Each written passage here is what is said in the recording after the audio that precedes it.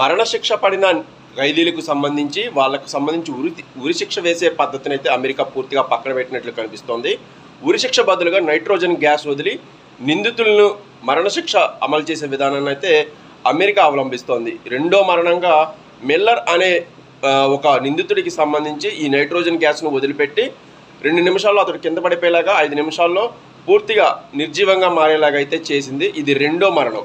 Nitrogen gas వదిలిపెట్టి మరణశిక్షను అమలు చేయడం ఇది రెండో మరణం. 1999లో మిల్లర్ తన సహోద్యోగుల పట్ల అనుచితంగా ప్రవర్తించి మొత్తం 3 మీద కాల్పులు జరిపిన ఘటనకు సంబంధించి న్యాయస్థానం అతనికి మరణశిక్ష విధించింది.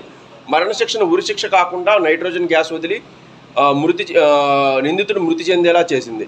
ఇది రెండో మరణం. ఇలాంటివే ప్రపంచవ్యాప్తంగా కూడా త్వరలో అమలయ్యే అవకాశం ఉంది. అయితే దీని మీద తీవ్ర చర్చ అయితే ప్రపంచవ్యాప్తంగా అయితే నడుస్తోంది. ఈ విధానం మీద కొందరు అభ్యంతరం వ్యక్తం చేస్తున్నారు.